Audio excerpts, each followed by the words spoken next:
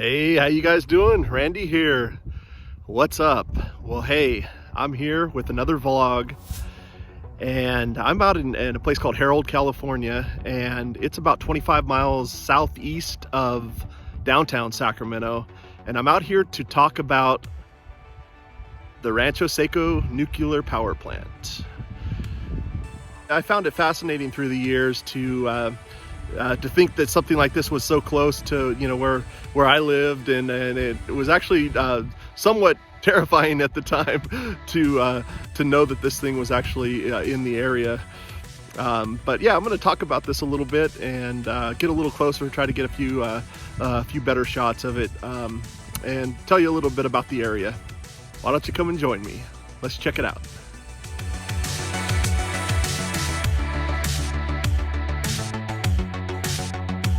All right, here we are, Rancho Seco recreational area, and this is owned by SMUD. SMUD actually bought this land back in 1966. It's 2,100 acres. Let's go in closer to the park and see if we can get a closer shot of the towers. All right, here we are, kind of heading in towards the park area. Just went through the entrance. This is a little pull out here. Thought this was a pretty good little shot here. Yeah, like I was saying, SMUD bought this land back in 1966 with the intentions of building a nuclear power plant. And this is what became the power plant. It's Rancho Seco Nuclear Power Plant. They actually had a little lake on the property, but it was more like a pond. But they actually extended it out, enlarged it to like a 160 acre lake. Now the lake water was just there for emergency purposes only, in case they needed the water for the plant, in case there was an emergency. The water from the lake was never ran into the plant, or they didn't use that as any kind of facility water or anything like that. It was just there for emergencies only. When it opened up in 1975, I guess it ran pretty successfully for a few years, but it was pretty well known that they had some design flaws in the buildings. A lot of the operators knew about it and a lot of designers knew about it, but they never really fixed it all, which is what contributed to the shutdown in 1989. All right, you can see the towers in the background there. And we are at the lake now. This has now become a recreational area. And the lady at the gate was actually nice enough to let me in. They charge for the day use here. It's actually kind of pricey actually, but I told her I was just going to be a few minutes. Just wanted to take a few pictures and video of the lake, and she let me in, which was very nice of her. And this is beautiful out here. It's actually first time I've ever been out here in all the years that I've known about this place.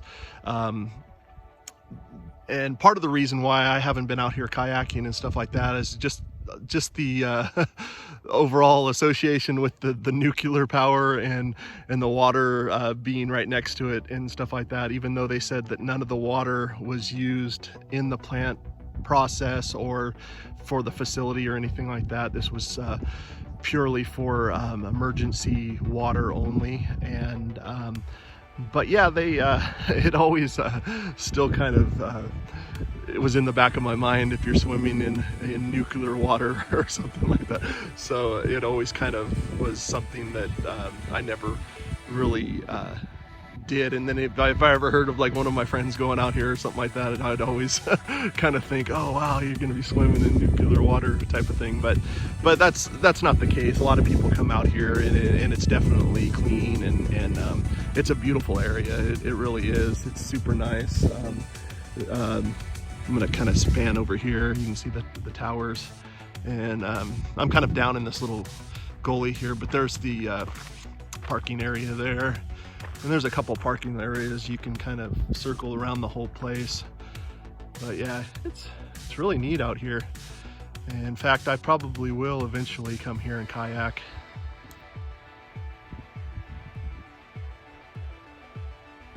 Here's a little bit more of the recreation area here. Looks like they rent paddle boats and boats out there, and kayaks. Looks like they have some kayaks over there too. So yeah, this might be a place that I'll have to come out here. Now that I've been out here, I really feel like this is pretty nice out here. Beautiful park area. Very cool.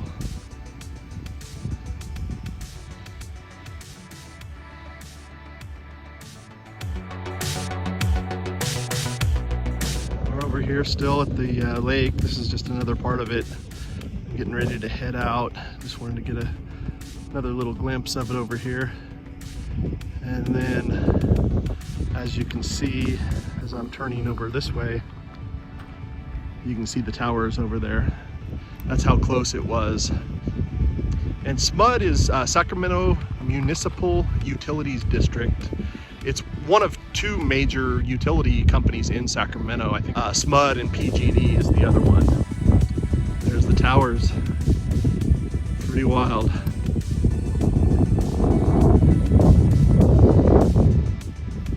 These were always kind of a symbol of kind of doom and gloom for me back in the 80s. There was a real threat of nuclear war back in the 80s, and these kind of symbolize that to me because I didn't really understand what they were doing with it. I kind of halfway thought that they were making the bombs here, and you know, when the president pressed the button, you know, I thought that, you know, the rockets would shoot out of these top towers, but you know, I was pretty young and didn't really know much about it at the time. It was definitely kind of in my memory of being very gloomy and pretty intimidating when you looked at them, almost scary in a way. All right, there they are, the gloomy towers. Wow.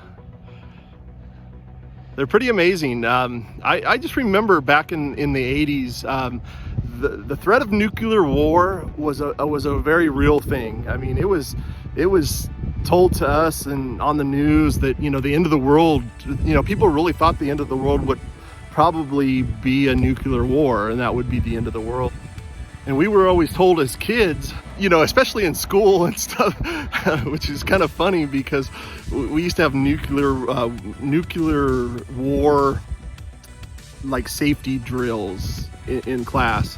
I just remember thinking to myself that we would, you know, when we first started doing the drills, I thought we would line up at some locked cabinet and they would be handing out these gas masks for everybody. And from what I understood of nuclear is that's, you know, how you would possibly survive it. But what it turned out is what they came up with is they told all the kids to hide under their desk. So that's that was the safety drill. You know, it was like, you know, everybody got together and they said, okay, now if this happens, everybody wants to, you know, we want you to hide under your desk, you know. So they, even back then, I was pretty young, but even then I was thinking, man, I don't think that's gonna work, you know. It's definitely cool to see these up close. I've never been this close to them. And I'm really excited about checking these out. I can't get much closer actually because there's a solar farm.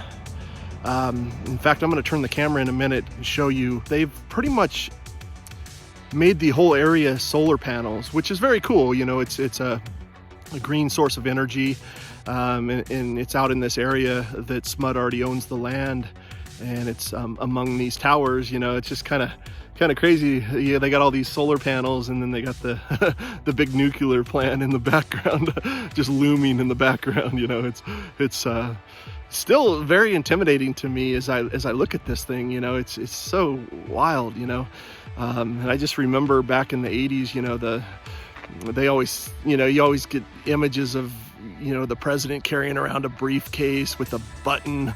You know, and if he hits that button, you know, it's going to start the nuclear war, and you know, and it was very real between Russia and the United States. It was a very real thing back then. Russia could do the same thing, so they had a button too. So whoever hit the button, I guess, would start the war. You know, and man, it was just it was kind of terrifying as a kid thinking about that stuff. And in fact, I kind of remember having nightmares about it. You know, the big mushroom cloud coming up and taken over, and I think these images behind me, these towers behind me, were definitely part of that nightmare, probably. But yeah, it was a lot to take in when you were young, because it was a very real thing. Like I said, you know, everybody really believed that You know, if we went into nuclear war, it was all over with, you know, and which is true, you know, it would have wiped out the whole earth, you know, and we got a little taste of it from the Hiroshima and Nagasaki thing. You know, you learned about that in school and stuff like that, and that was really dramatic too, learning about that, and they just presented it to everybody as, you know, 100 times that, you know, is what a nuclear war, an actual all-out nuclear war would be. But what it did is it ran from 1975, I believe it opened up, all the way through 1989 is when they closed it down. Yeah, in 1978 they had a power shortage, power outage problem, and it knocked out one of the reactors, and that was a big deal back then. It was actually considered a real bad safety hazard in the United States. And then 1 year later was the 3 Mile Island. The same thing happened.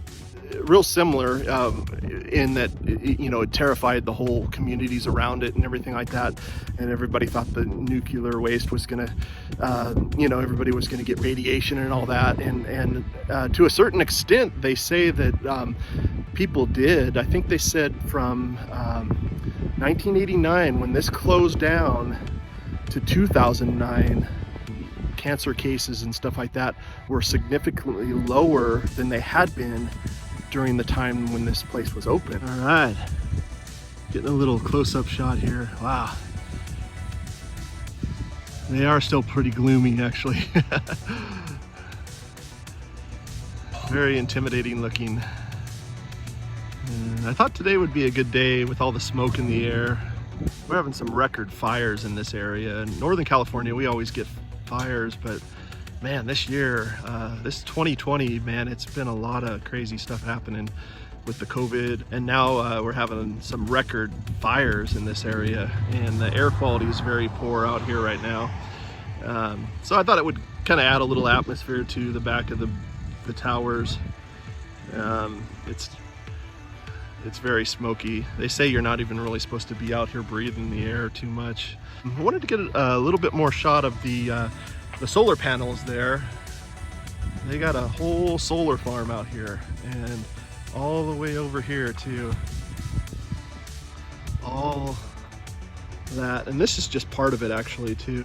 It's over completely on the other side too, and even over kind of by the lake too. But anyway, yeah, this is pretty exciting stuff, and I'm gonna go from a different angle and check it out. We'll talk to you soon. All right, here we are. Kind of another angle here. Yeah, so cool. Another thing that really contributed to the scare factor of this place is the Chernobyl, Ukraine incident at their nuclear power plant. That, I believe, killed 30 people at the time, and then they had effects. They estimate that it affected people long-term from anywhere from 4,000 to 16,000 people. Yeah, they also said there's a 7-mile trail over by the lake called the Howard Ranch Nature Trail, and they named it after the ranch, the adjoining ranch to the recreational area. And I guess that ranch, the owner at one time of the ranch owned the racehorse Seabiscuit. So I thought that was kind of interesting.